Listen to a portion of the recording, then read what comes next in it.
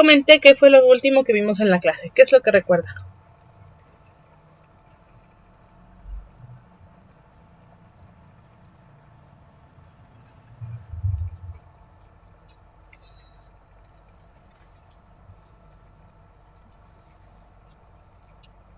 Bueno, me acuerdo un poco sobre el mosaico especial, que era, bueno, contiene elementos espaciales como son biológicas, físicas, químicas.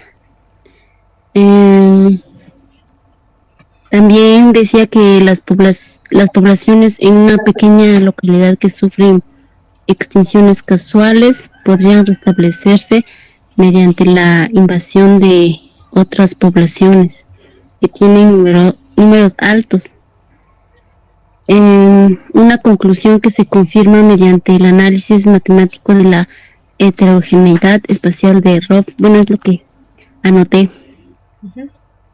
Ok. Bien. Sí, pues, habíamos terminado de ver la parte de general de agroforestería, que es que es la agroforestería, sus principios, su objetivo principal, sus herramientas principales, etcétera, ¿no? Y pues bueno, cómo lo pudimos clasificar, las técnicas de agroforestería, y ya, no les mandé lo que les tenía que mandar. Bueno, disculpe. Pero continuamos, ¿no?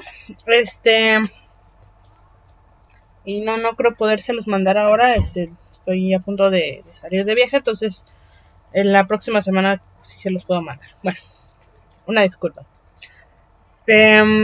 Ok. Y luego pasamos a ver 3 temas, ¿no? Sucesión y estabilidad y resiliencia, ¿no? Bueno, en cuanto a la sucesión, pues estábamos empezando a ver la sucesión vegetal, que es, ¿por qué lo vemos? ¿No? Estábamos hablando de que, pues, teóricamente o al principio, pues se pensaba, ¿no? Que el ambiente estable, el ambiente equilibrado, o un ambiente sano sería un ambiente equilibrado, uno estable, uno estático, ¿no? Pero nosotros, pues bueno, sabemos que nada es estático. Los ambientes, al ser sistemas, pues siempre van a tener cambios derivados de procesos naturales que ocurren dentro del sistema como fuera del sistema, ¿no? Y los procesos que ocurren dentro del sistema también afectan a lo que pasa fuera del sistema, ¿no? Y luego empezamos a ver esto sobre la estabilidad y resiliencia, ¿no? Comenzamos a ver este tema de que bueno, los ecosistemas, al estudiarlos, pues bueno, tienen que, al estudiar las relaciones que hay dentro de los ecosistemas, pues bueno, tienen muchas variaciones, porque tienen muchos factores, ¿no? Tienen el factor biótico y abiótico, las presas y los depredadores, los productores, consumidores y descomponedores, etcétera, etcétera, ¿no? Entonces, tienen muchas fluctuaciones, pero cuando queremos tratar de ver cómo funcionan las poblaciones o de predecirlas, ¿no? Obviamente, pues para después idear planes adecuados de manejo para los ecosistemas, cualquier sistema que nosotros tengamos, pues pues queremos saber más o menos como qué podría pasar, ¿no? Entonces, en ese momento empezamos a ver un montón de modelos matemáticos de 3 dimensiones, en donde veíamos que hay algunos muy sencillos que tienden a ser estables después de una perturbación. Todos hablaban de lo que pasaba en un sistema después de una perturbación bastante fuerte, ¿no? Inusual. Y cómo podían actuar pues las especies o los ¿cómo se llaman? Pues sí, los elementos en esta gráfica, ¿no? Algunos veíamos que tendían a estabilizarse, otros a desestabilizarse. Disculpe, ¿ya está presentando? No, Perdón. no, todavía no, pero Entonces, voy está a bien. presentar, no se preocupe, para que sea un poquito más gráfico.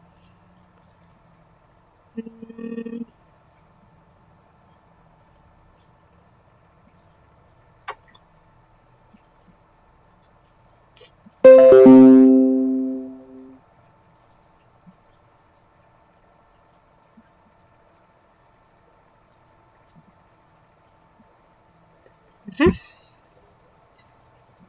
entonces aquí veíamos que estos modelos tienden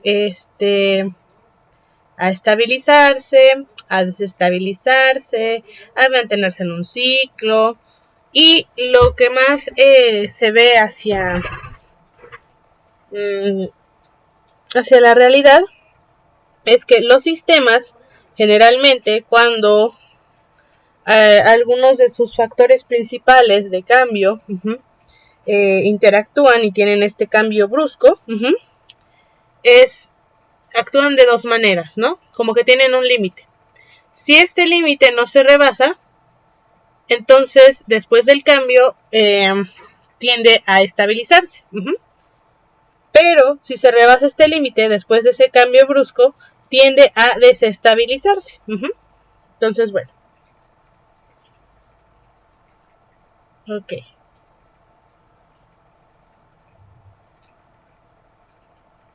Y bueno, nos diría pues lo contrario, ¿no?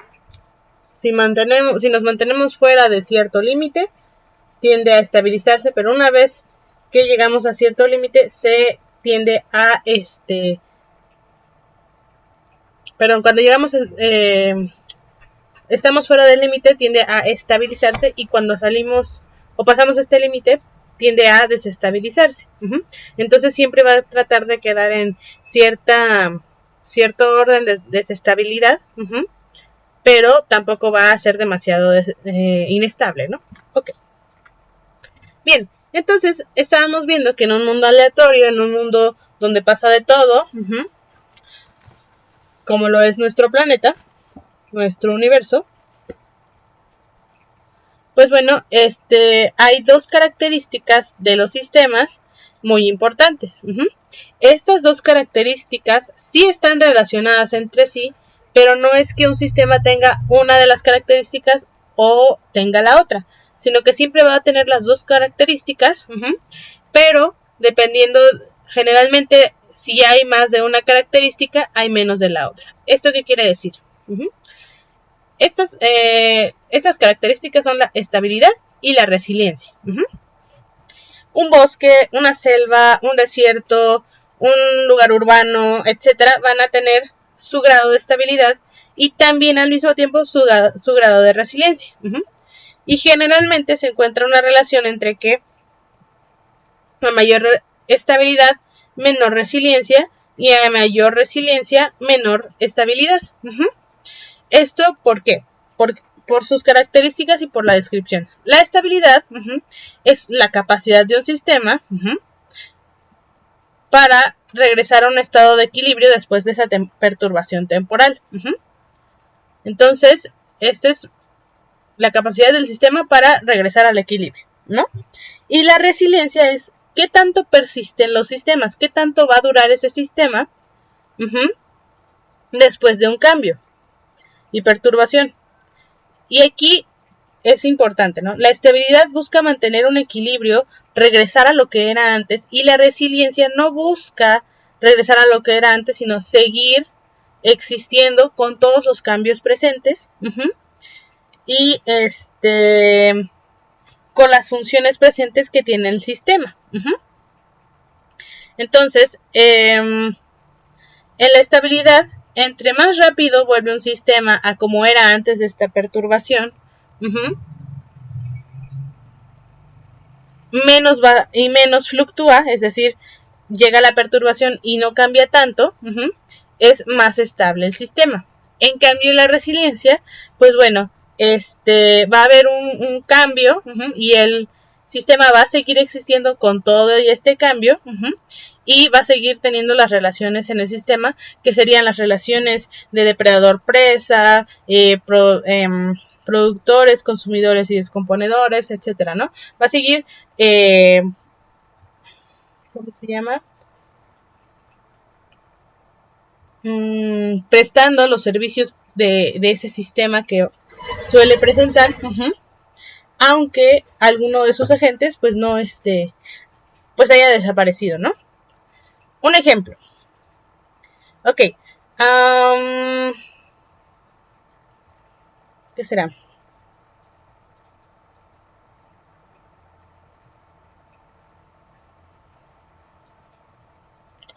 Bueno, generalmente les pongo el ejemplo del desierto y del bosque.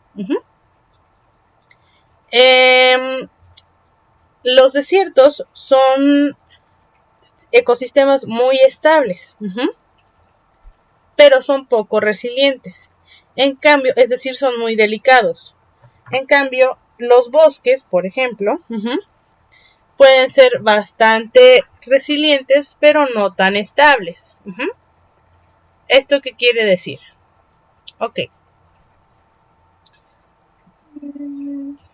A ver, vamos a ver si ya tengo una imagen aquí.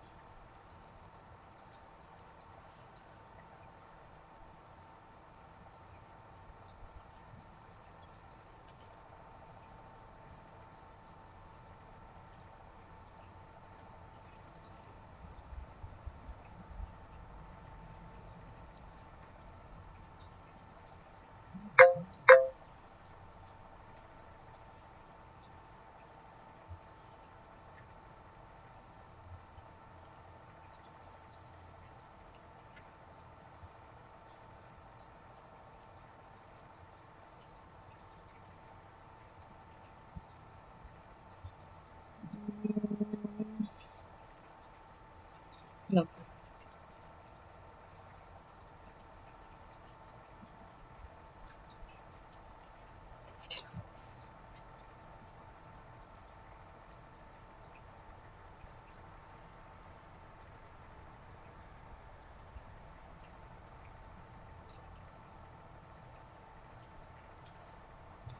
Bueno, ok, vamos a hacerlo entonces aquí.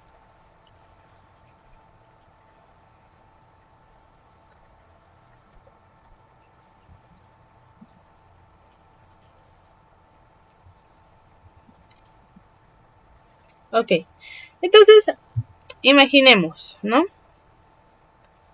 Tenemos a nuestro desierto, nuestro sistema de desierto, y tenemos algunos componentes, ¿no? Nuestro productor primario van a ser una especie de cactus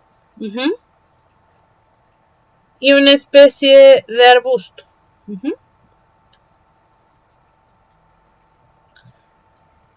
Aquí ambos cumplen la función de productor primario. Y además, el arbusto cumple como un refugio.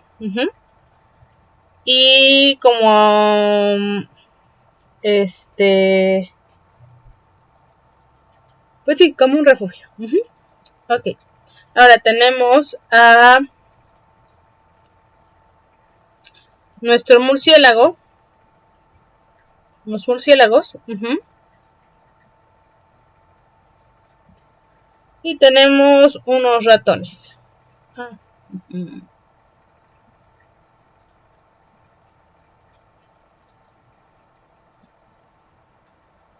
Y tenemos unos ratones. Los murciélagos se encargan de polinizar a casi todos los organismos y los roedores se encargan pues de mantener a raya los insectos, ¿qué más? Comen frutos de aquí, etcétera, ¿no? Ahora, comen frutos de los arbustos y se esconden en los arbustos para refugiarse, etcétera, ¿no? Ahora, imaginemos, bueno, usted sabe que en los desiertos hace mucho calor, ¿no? Todos sabemos eso. Y en la noche, ¿usted sabe si en el desierto hace calor o hace frío? Frío. Exactamente. Entonces, generalmente, los desiertos tienen, pues, cambios muy bruscos, ¿no? Pero ya están acostumbrados.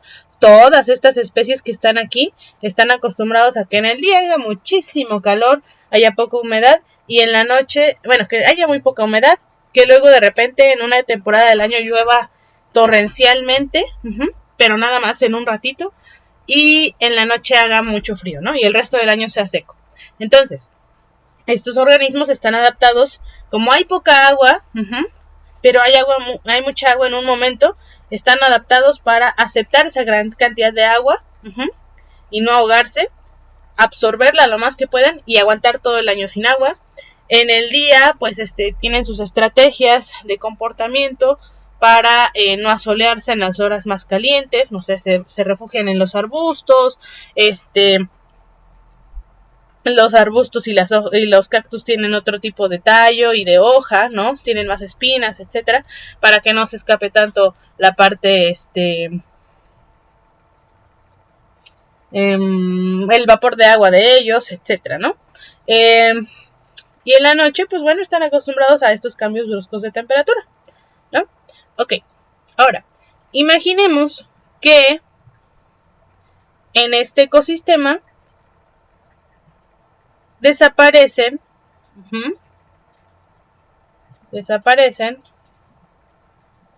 los murciélagos. Ya no tenemos murciélagos polinizadores. Solo tenemos a los ratones y a los cactus y a los arbustos. ¿Usted qué cree que pasaría si ya no hay murciélagos? Ya no habrá frutos para los animales porque pues los murciélagos se encargan de polinizar. Exactamente, ¿no? No tienen quien sustituya esta función. Lo mismo, imaginemos que desaparecen estos arbustos. ¿Qué pasa si desaparecen los arbustos? Sí están los murciélagos, que polinizan todo, pero no hay arbustos. ¿Qué pasa si se extinguen estos arbustos?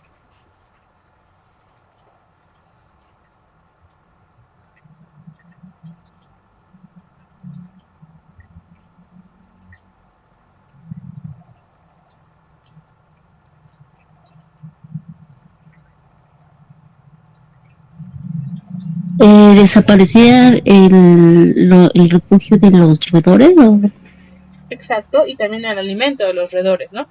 Y no tendrían como mucho de qué comer. Tal vez puedan comer raíces del cactus, pero no tendrían mucho que, ¿no? Ok.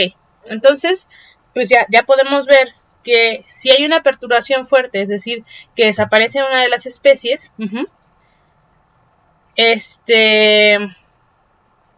bueno, si hay una perturbación fuerte, el sistema, como el cambio de clima o el cambio de la cantidad pluvial, el sistema va a regresar lo más rápido posible a como es, ¿no?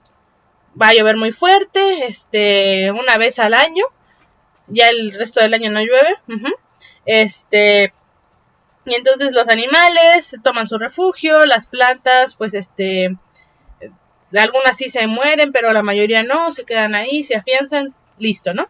Y antes de que nos demos cuenta ya se drenó todo el agua y los animales y las plantas siguen como si no hubiera pasado nada. Eso sería bastante estabilidad porque regresan lo más rápido que puedan.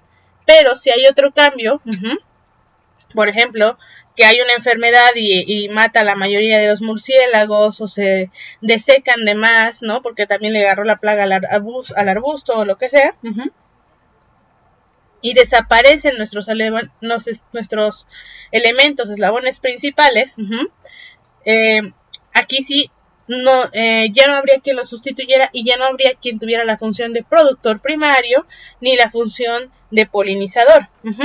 Y entonces, al no estar las funciones ahí, tiene poca resiliencia porque no está absorbiendo el cambio. Va a tratar de hacer lo mismo, de regresar al mismo lugar, pero no va a poder porque hacen falta aquellos actores que hacían esto, ¿no? Entonces, bueno, eso sería en cuanto a la estabilidad y resiliencia. Hay mucha estabilidad, pero poca resiliencia en un desierto. Ahora, imaginemos otro escenario.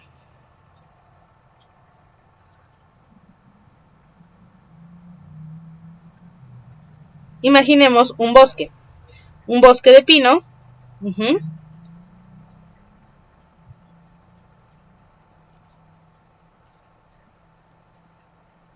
Mayoría es pino. un bosque de, pero también hay encino, ¿no? Vamos a ponerlo así. Pero no hay tanto encino. Ahora, tenemos lobos. Tenemos lobos.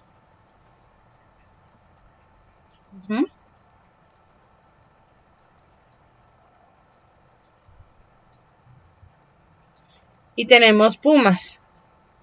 Ahí.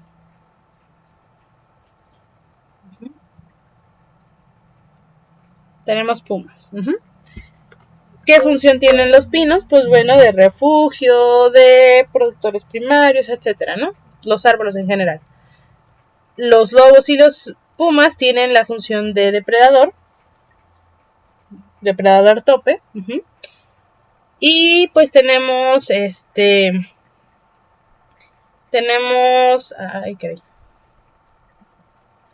algunos conejos,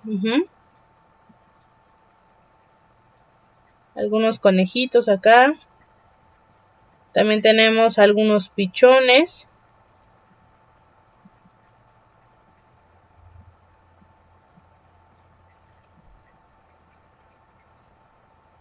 Algunos pichones, perdón. ¿Qué más se le ocurre a un animal pequeño?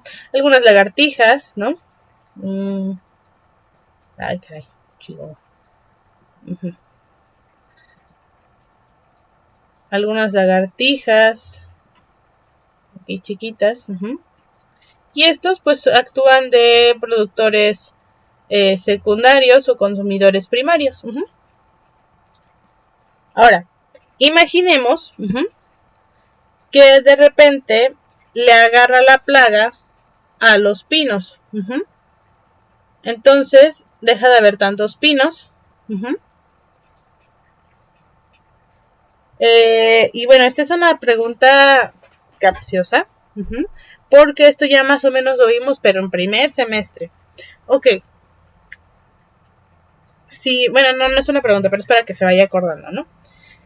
Si los pinos se van, ¿qué cree usted que pasaría? Lo que pasaría es que los otros árboles, la otra especie de árboles que tienen las mismas necesidades que el pino, va a empezar a tomar poder, a tomar más territorio, porque el simple hecho de que primero llegó el pino, pues por eso ahí está el pino. Pero si le fuera posible al otro árbol, pues ahí va a llegar, ¿no? Va a crecer más, ahora que ya no está el pino. Entonces, aquí empezamos a ver un ejemplo de resiliencia. Este bosque no regresó, después de esa perturbación, no va a regresar ni rápido, ni de inmediato, ni siquiera a lo mismo que era antes. ¿Por qué? Porque ahora ya no es un bosque de pino encino, ¿no? O de pino nada más, con pocos encinos, sino va a ser un bosque ahora de encino, con algunos pinos. Entonces, ahí está el cambio. No va a regresar a lo que era antes, pero sí va a mantener las funciones que ejercía cada elemento en este ambiente.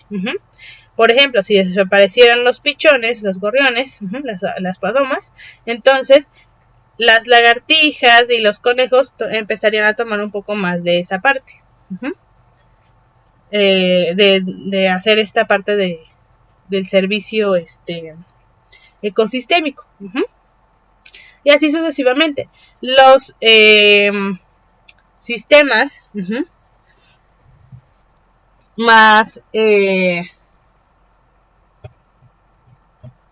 resilientes no van a regresar a lo que era antes después de ese cambio, de esa perturbación, pero sí van a poder sobrevivir más fácilmente ante cualquier perturbación.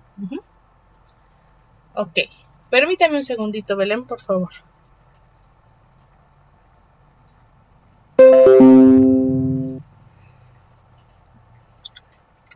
Ya, gracias, Belén. Entonces, como sea, este ecosistema sí va a tener cierta cantidad de estabilidad, es decir, no ante cualquier cambio luego se va a hacer no va a regresar a como era antes, ¿no? Por ejemplo, si tengo aquí varios pinos y corto uno, pues lo más probable es que lo siguiente que crezca es otro pino, ¿no? O si quedo con una lagartija menos, lo más probable es que después pues se pueda sustituir por otra lagartija más, ¿no? En el siguiente ciclo reproductivo, o que llegue pues de otra parte, ¿no? Haciendo su función de lagartija, que es comer insectos y pues ser comida para otros organismos. Entonces, ok. Y lo mismo con el desierto. Obviamente no ante cualquier cambio brusco va a dejar de... ¿cómo se llama? A desaparecer, ¿no? De repente si se talan algunos cactus o algunos arbustos, pues bueno, no es que ya vaya a desaparecer, ¿no? Ante esas perturbaciones pequeñas. Pero es más fácil que desaparezca que un bosque si tiene una perturbación en la que no está adecuado. ¿Por qué? Porque, bueno, las especies que viven en los desiertos generalmente son muy específicas, han evolucionado para llegar hasta este lugar, entonces no todas las especies pueden soportar un estilo de vida de desierto, ¿no? Por un lado. Y las especies de los desiertos no pueden soportar cualquier estilo de vida, ¿no? Son más específicos.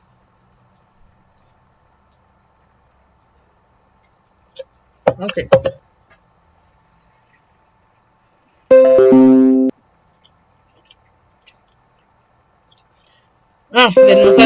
Usted mencionaba de este mosaico espacial, ¿no? Entonces, de nuestro mundo hay que reconocer que el mundo natural no es homogéneo en el espacio, es decir, nada 1 kilómetro después va a ser igual. Siempre va a haber o más o menos árboles, más o menos densidad de plantas, más o menos materia orgánica o cantidad de arcilla, de sales, etcétera, ¿no? Va a ser bastante, no es homogéneo. Y entonces, ¿por qué? Porque consiste en un mosaico de elementos del espacio con características biológicas, físicas y químicas. Cada organismo, cada lugar tiene diferentes organismos vivos, diferentes características físicas y diferentes químicos, ¿no? Y todas estas características van a estar vinculadas, lo biológico, lo físico y lo químico se va a vincular por mecanismos de transporte biológico y físico, es decir, este gusanito, con los nutrientes que tiene, va a pasar o se va a relacionar con el árbol en el que está por el movimiento, y también si es comido también se va a relacionar, etcétera. Todo se va a vincular por los seres vivos o también por los físicos. Si ocurre un mentarrón, pues bueno, las partes nutrimentales de este organismo pues pasan a otro lado, etcétera, ¿no? Y las poblaciones en una pequeña localidad entonces que sufren extinciones casuales podrían restablecerse mediante la invasión de otras poblaciones que tienen números altos. Y esta conclusión se confirma mediante el análisis matemático de heterogeneidad espacial de Ruff, ¿no? Ok. A lo que se refiere aquí es que estábamos hablando, ya hablamos de las metapoblaciones, Belén. No. Ok.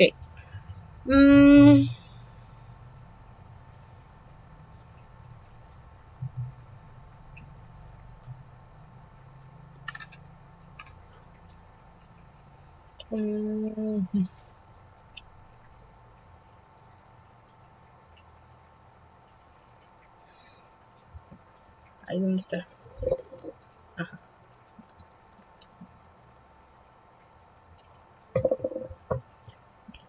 Ok, eso también lo vamos a ver, pero ahorita no. Lo que me interesa es que veamos esto de las metapoblaciones.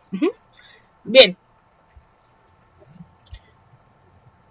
¿Usted recuerda qué es una población biológica?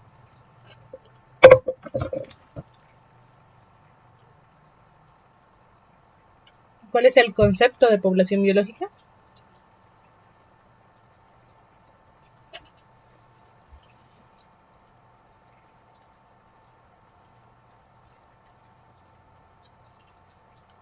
Sí, donde conviven organismos o individuos de una misma especie.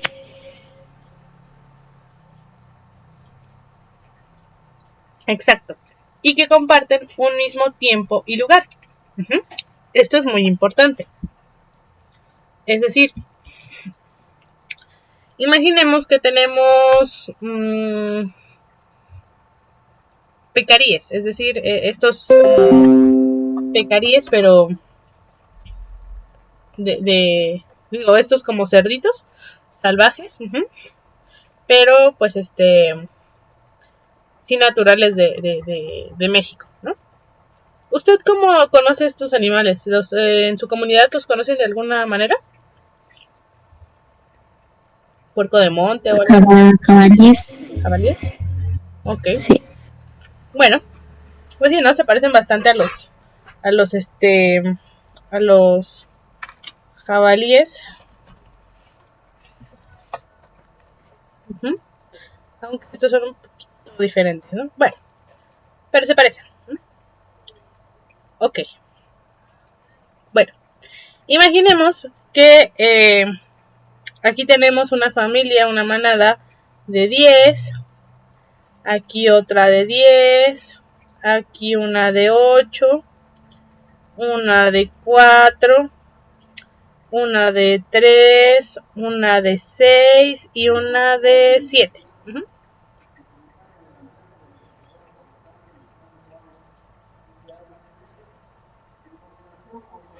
Un momentito.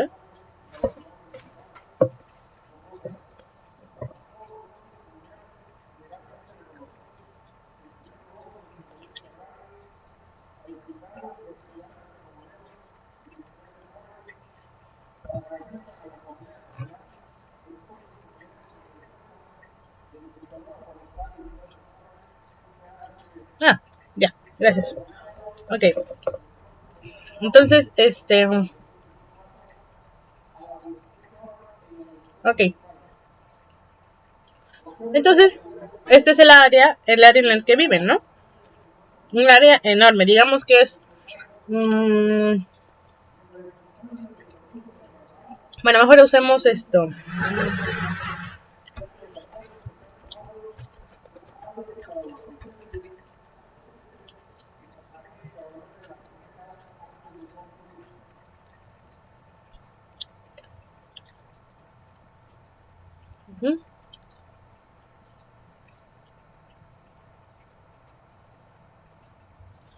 Bueno, se entiende, ¿no? Está bastante pixeleado, pero sabemos que es Oaxaca, ¿no? Ahora imagínese usted que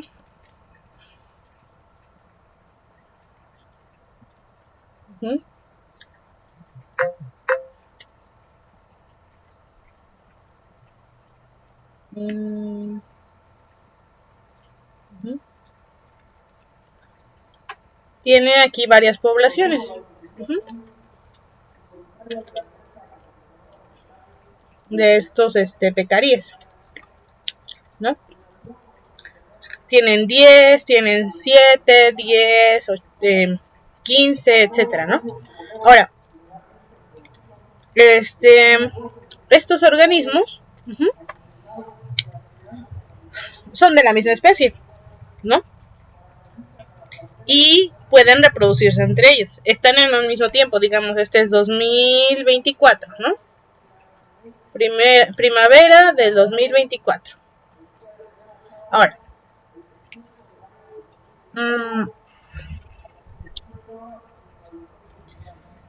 pero no están en el mismo lugar. Por ejemplo, esta población está al sur de la Mixteca, está entre la Mixteca y la Cañada, está entre Sierra Norte, Valles Centrales, Cañada y Papaloapan. Hay 2 en el Papaloapan separadas, hay otras 2 en Sierra Norte, otras 2 en Valles Centrales, 2 en Sierra Sur, 1 en la costa, al norte de la costa, perdón, 3 en Sierra Sur, 1 en el Istmo. Entonces no comparten el lugar, ¿no? Porque sabemos que entre este lugar y pues hay varios kilómetros de diferencia, ¿no? Pero Pues bueno, entonces, cada una de esas figuritas es una población, porque los 10, los 15 que están aquí, pues ellos iban a compartir el tiempo, el espacio, el recurso, etcétera. Pero, imaginemos, ¿no? Este es de 15, ¿no? Este es de 20, este es de 10, este es de 10, este es de 10 individuos. El mínimo para una población sana, digamos que es de 7, ¿no? De 7 individuos. Y el máximo para una población sana es de 15. Ahora, como en una es de 15 y el otro es de 7, imaginemos que esta tiene 4 individuos. Estos 4 individuos ya no se pueden defender como manada, ya no se pueden defender ni encontrar el sustento suficiente para los 4, etcétera, ¿no? Entonces, ¿qué pasa aquí? Bueno, todos estos, si tienen la posibilidad de tener una conexión entre uno y otro, es decir, este con este, o este con este con este, si hay una conexión entre ellos, de entre las especies, es decir, si de estos 20 pueden pasar algunos a los 4, y entonces aquí ya sean 15 y aquí sean 9, y al revés, o estos 4 se puedan unir a estos 10 que había, siendo 14, convirtiéndose en 14, pues entonces, cuando hay una conexión genética entre ellos, es decir, que se intercambian los individuos, entonces ya podemos decir que es una metapoblación, como una población, un conjunto de poblaciones conectadas entre ellos. Entonces, básicamente eso. Entonces, regresando a esto del mosaico espacial,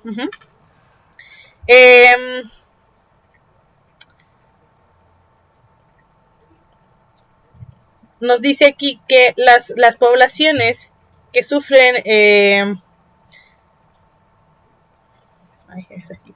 ocasionales extinciones, llámese, por ejemplo, que desaparecen estos 4, dejando también un área libre para que otras especies, otros organismos colonicen, otras poblaciones colonicen,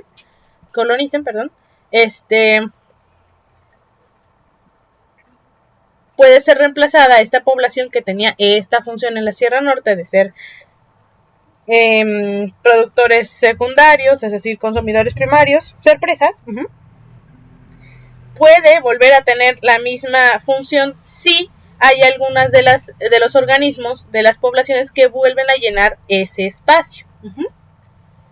Entonces, eso es lo importante, que a pesar de que algunas pequeñas poblaciones desaparezcan, sean suficientes organismos en total, suficientes poblaciones para poder repoblar aquel lugar en donde desaparecieron por falta o por una baja cantidad de organismos.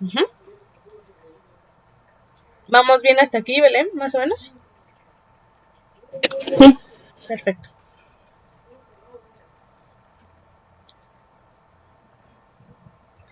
Bien.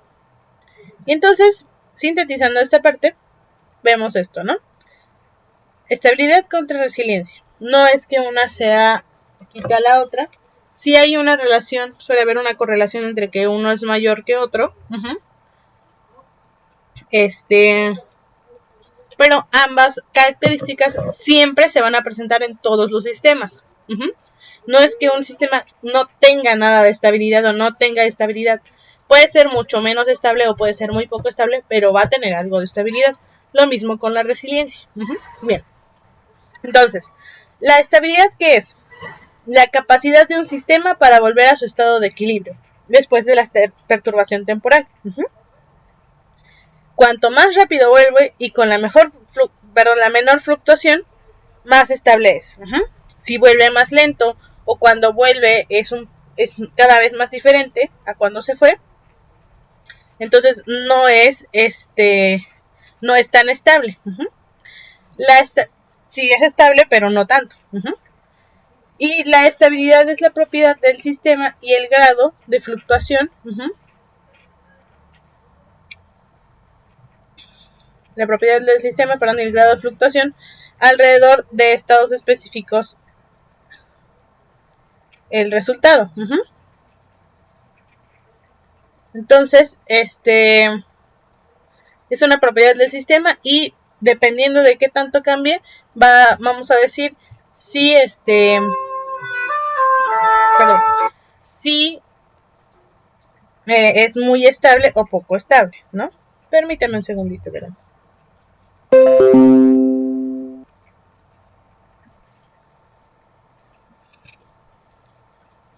Ya, gracias, Belén. Entonces, esto es la estabilidad, ¿no? Y la resiliencia, ¿qué es? Nos va a decir qué tanto van a persistir las relaciones de un sistema, no los elementos, ¿no? No que si la especie A, la especie B o la especie C siguen ahí, sino que la función que da la especie A, que es alimentación, o la función de producción o la función de descomposición, va a persistir en el sistema, independientemente de quién la lleve a cabo. Mientras se lleve a cabo, ahí hay resiliencia, ¿no? Ahora, es una medida de la capacidad de los sistemas para absorber los cambios de variables de estado, variables de conducción y parámetros que persisten. Es propiedad del sistema y la persistencia o probabilidad de extinción como resultado, ¿no? Es decir, aquí lo que vamos a medir o lo que vamos a ver de resultado, si es muy estable o poco estable, es qué tanto fluctuó, qué tanto cambiaron los valores del sistema. Y aquí, qué tanto se mantuvo el sistema o qué tanto le faltó para no extinguirse este sistema. ¿Vamos bien hasta aquí? Sí. Ok. Ahora, como dice aquí, ¿no? Resiliencia versus estabilidad, ¿no? Un sistema puede ser muy resistente y fluctuar mucho. Es decir, las condiciones climáticas extremas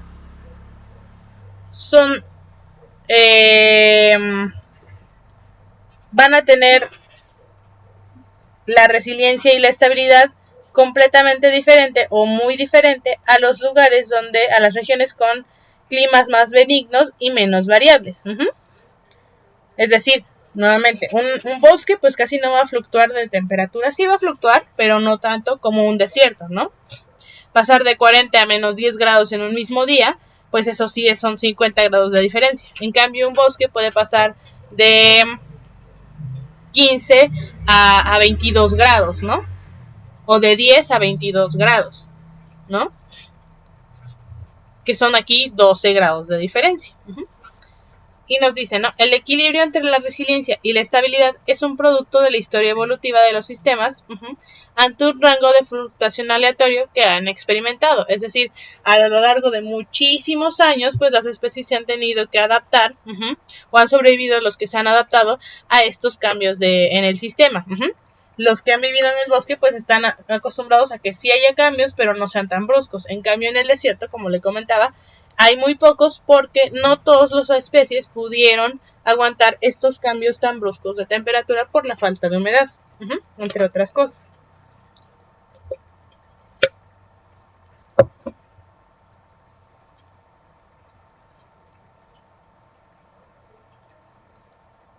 Ahora, yo comentaba que la resiliencia y la estabilidad son características de un sistema.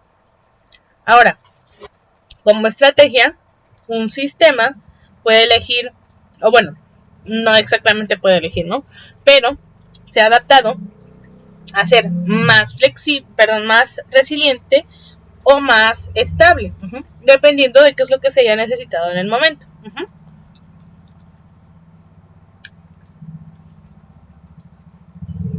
Ok.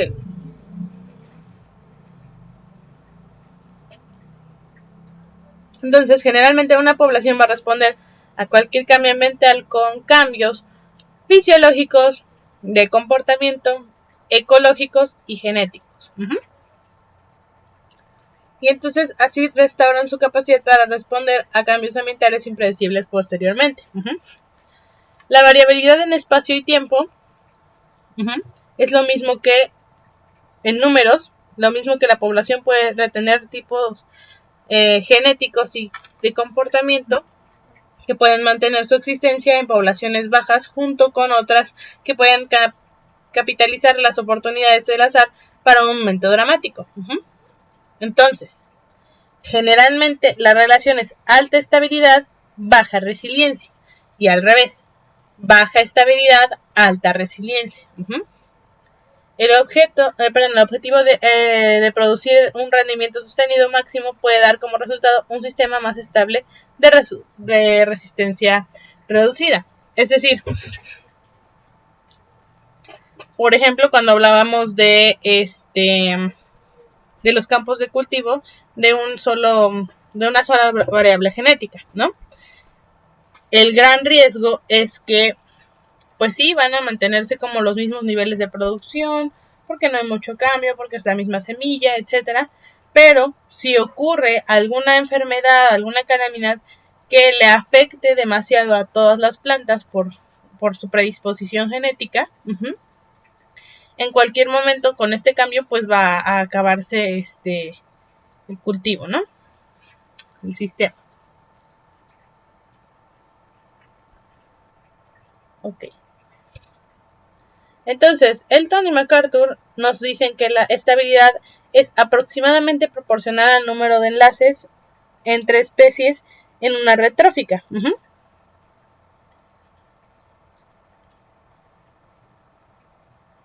Que no es lo mismo matemáticamente. Si hay estabilidad, hay equilibrio. Los sistemas complejos pueden fluctuar más que los menos complejos. Y si hay un dominio de atracción, entonces la mayor variabilidad podría simplemente mover el sistema de un dominio a otro.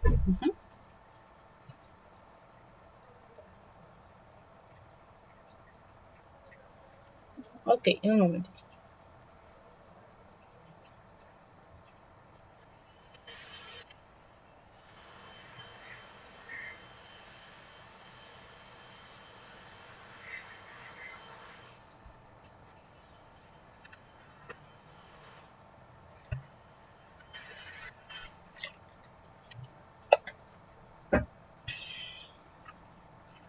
Ok, ahora, ¿cómo se aplica o cómo podemos aplicar estos conocimientos? Bueno, porque por ejemplo, por un lado, la visión de estabilidad nos enfatiza el equilibrio. Pero aquí el equilibrio, la estabilidad, serían ideales en un mundo predecible y la recolección del exceso de producción sin fluctuaciones. Pero sabemos que eso no es así.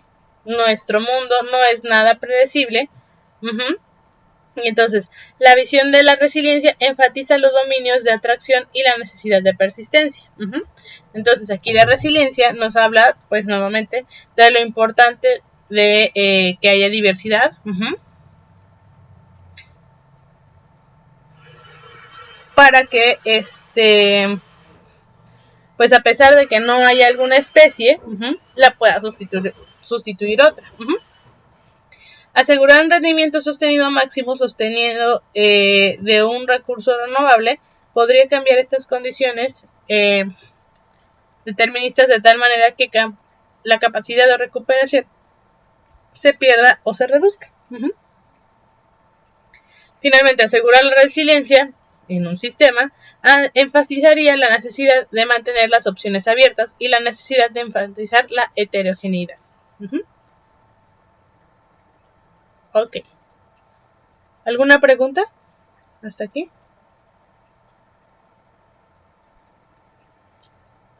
No. Ok. Entonces ya más o menos quedó claro qué es la estabilidad y la resiliencia.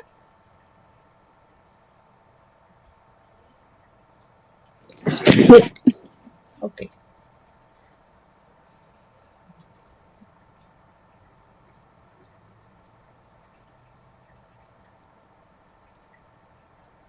A ver, un segundito más, por favor.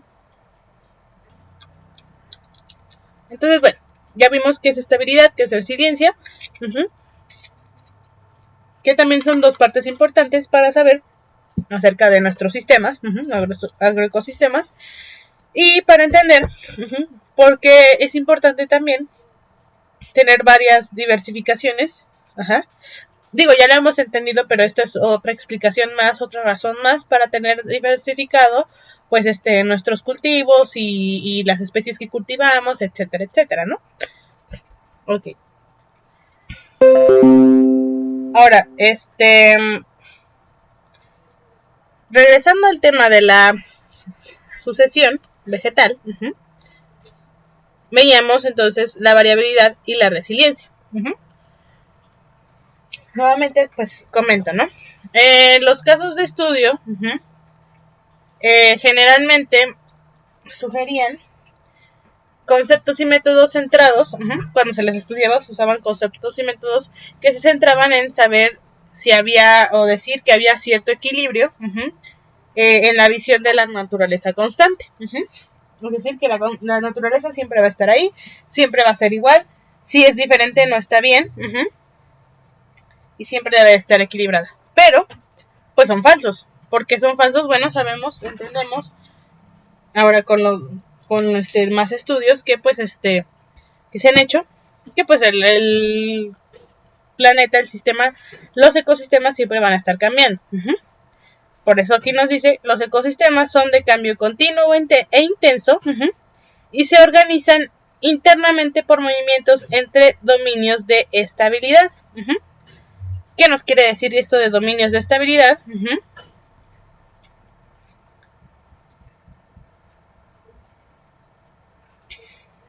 A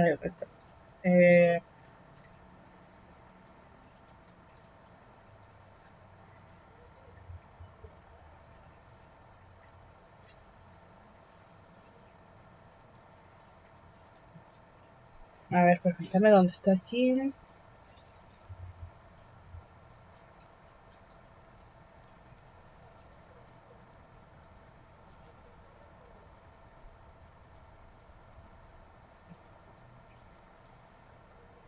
Ahí, ¿dónde está?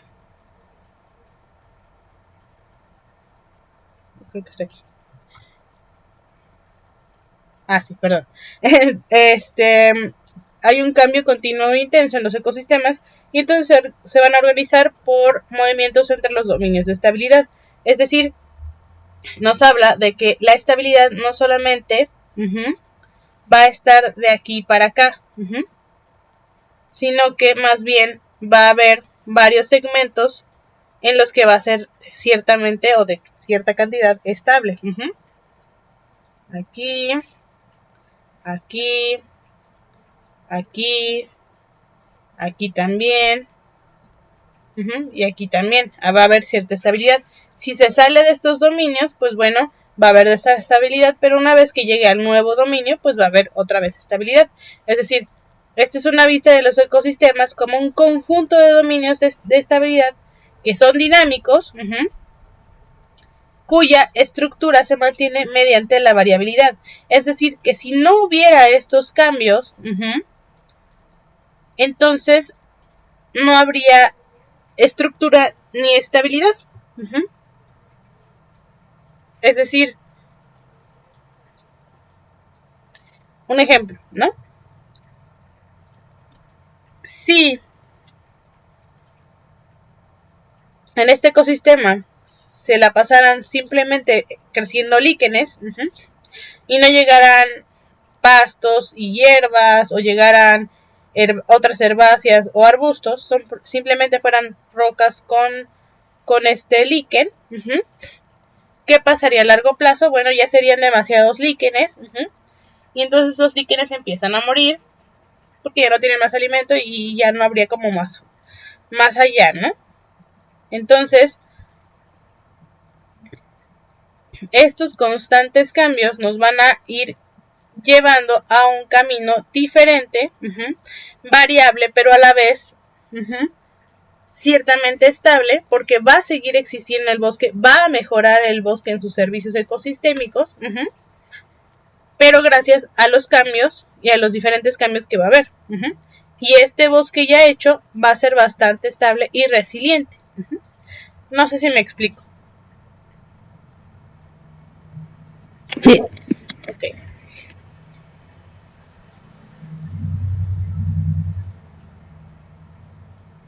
Bien, algo de que debemos de entender de cuando se estudia la naturaleza, de cuando se estudian los sistemas biológicos, los sistemas vivos, es que cuando hablamos de las teorías de evolución, biológicas o sociales, no son predictivas. El creer que, por ejemplo, las ballenas, ¿no? Los cetáceos. Cetáceo.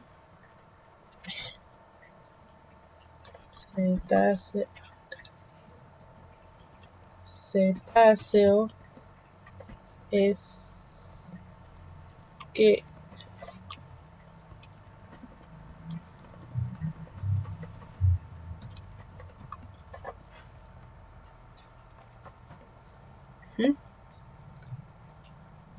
¿sabe cómo escribir? Ok. Entonces, los cetáceos, las ballenas y los delfines, al descubrir sus esqueletos, se ha descubierto que ellos, a pesar de que a veces no tienen algunas aletas aquí, tienen unos huesitos que parecen pues no servir para nada, ¿no? Nada más estar ahí de adorno, casi. Pero,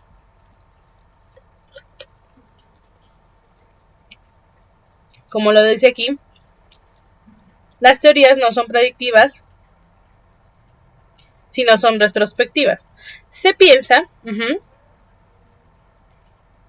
que estos organismos tuvieron estos vestigios porque antes los organismos acuáticos, que fueron los primeros que existieron, salieron a la superficie, desarrollaron dos pares de patas, pero hubo algunos organismos que se tuvieron que adecuar a regresar al océano. Entonces, esta parte poco a poco se fue viendo disminuida mediante la evolución.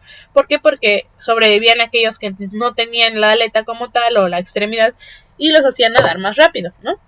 Ser más hidrodinámicos.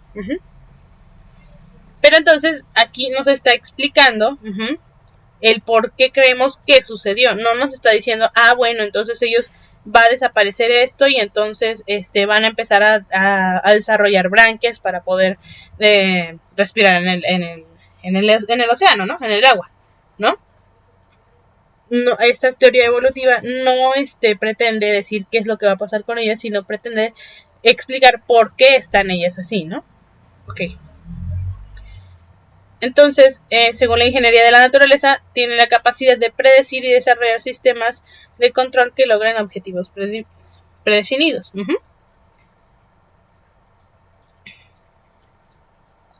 Ok. Un enfoque evolutivo puede investigar las condiciones para la evolución organizacional y tratar de definir diseños que sean adaptativos.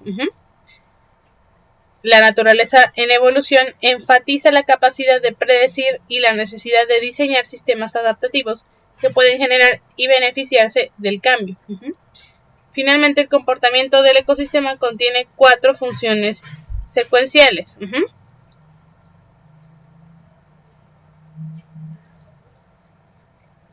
Que nos hace una naturaleza resistente y proporciona un puente entre ambos, ¿no? Ok. Ahora, en un ecosistema, en el desarrollo vegetal, la sucesión vegetal es lo siguiente. Ahí está. Bueno, cuando unas especies, cuando especies vegetales son cambiadas por otras a lo largo del tiempo por las diferentes condiciones que van a ocurrir por las mismas primeras especies vegetales. Ok, es decir, cualitativamente unas especies van a ser sustituidas por otras, y cuantitativamente también el número de esas especies, de individuos de cada especie, va a ir cambiando dependiendo de la etapa que se encuentre. A veces puede empezar, hay pocas de una, muchas de otra.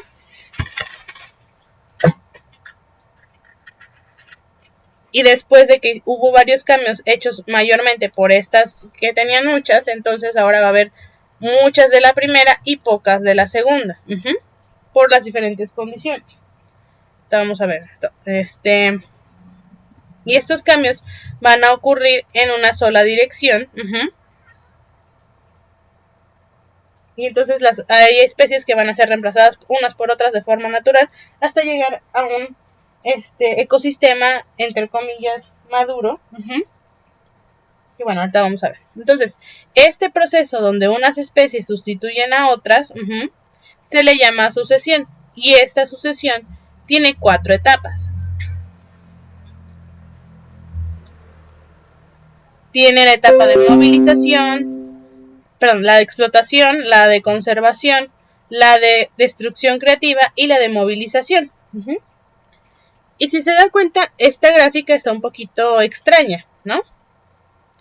Es decir, el número 1 está hasta acá abajo y se pasa el número 2 hasta la otra esquina y el 3 más abajo y el 4 hasta la otra esquina y luego regresa al número 1. Vemos que hay 3 parámetros que son organización, conectividad y capital almacenado. Y vemos además que estas se conectan del 1 al 2, del 2 al 3, del 3 al 4.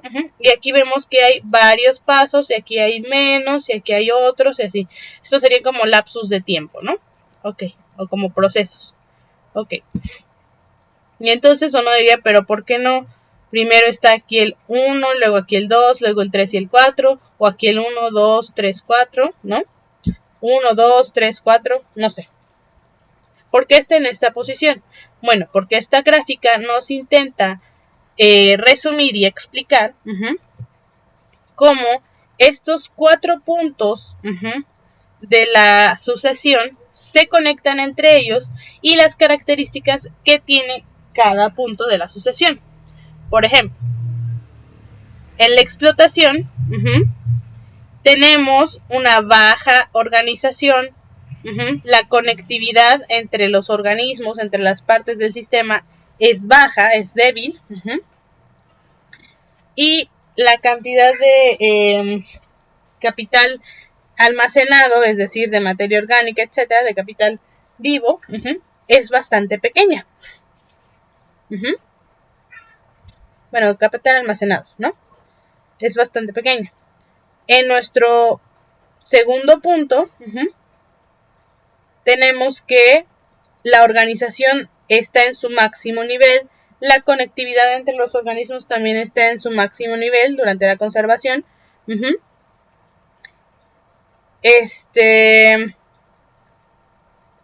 Y además pasa a tener el máximo capital almacenado. Es decir, pasa de lo menos de todos los procesos a lo mayor de todos los procesos.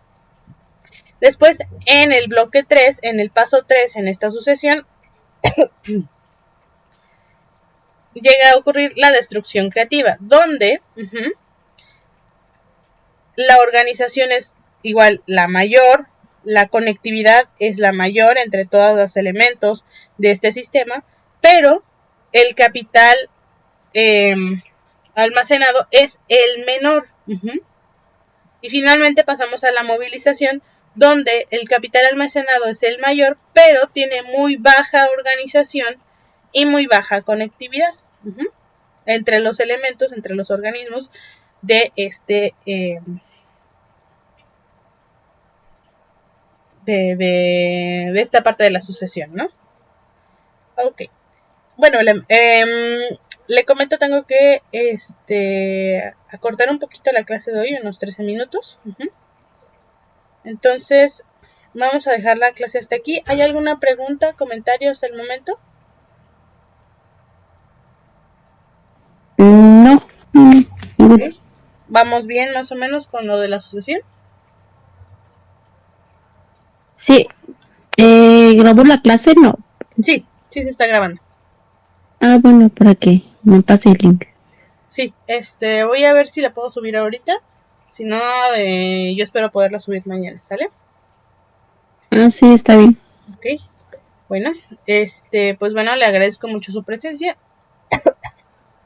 Espero que pues tengan una excelente tarde, un excelente fin de semana y seguimos en contacto, ¿sale? Que tengan muy buena tarde.